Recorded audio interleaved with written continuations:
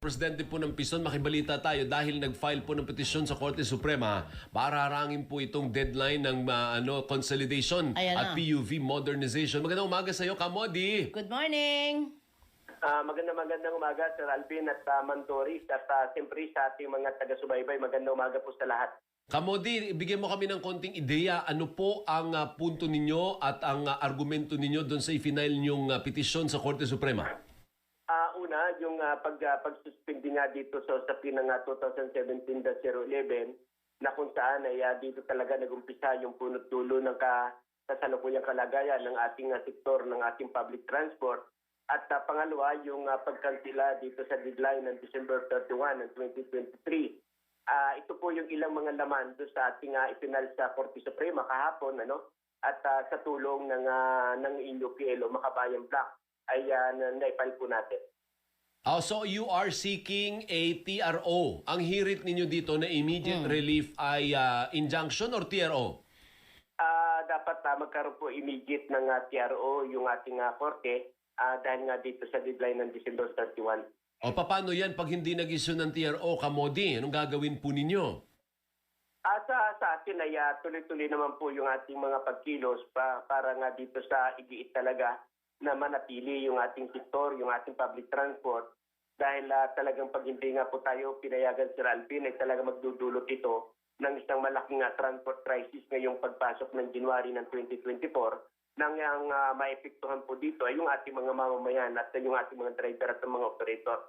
Ang isang din dito, Sir Alvin, yung sa ilalim ng Freedom Association ay dapat malinaw na hindi tayo inuobliga, hindi tayo pinupwersa na pumasok sa isang andana na hindi naman umaangkop sa kalagayan ng ating sektor.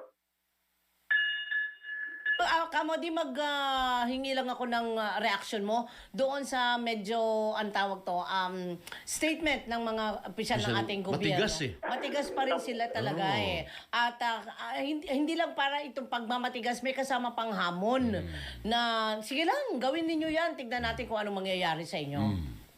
Ito ay siyempre sa bahagi ng Estado ay talagang minamaliit yung mga pagkilos ng sektor.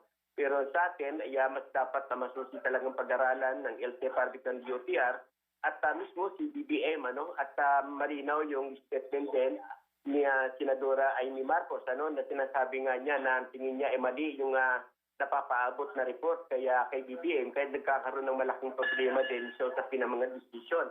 Kaya malinaw na ito ay dapat masusing pag-aralan pa rin ng DOTR. Thank you. Opo, so urgent po ito. Ano po? Si Attorney Nery Colmenares ba yung lawyer nyo?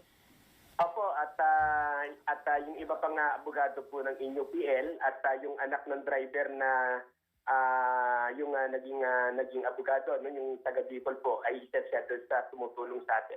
Ang worry ko dyan, Kamodi, baka nag-break na rin yung Supreme... Kasi Christmas break na. Hindi kaya? Sino kayang mag-hear niyan bago yung 31, Kamodi?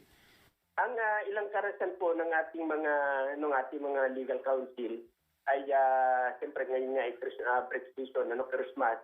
Pero yung karasan naman daw diyan ay nagkakaroon din ng public hearing kahit na sila ay nasa Baguio kasi ngayong Pasko ay nasa Baguio lahat yung ating mga hukom, yung ating mga kaya pwede pa rin sila magkaroon ng parang hearing. Ano po apelan nyo, Kamodi? Pahingi ng appeal dyan sa mga justices na nandyan pala sa Baguio for their Christmas... Ano yung Christmas session o Christmas break?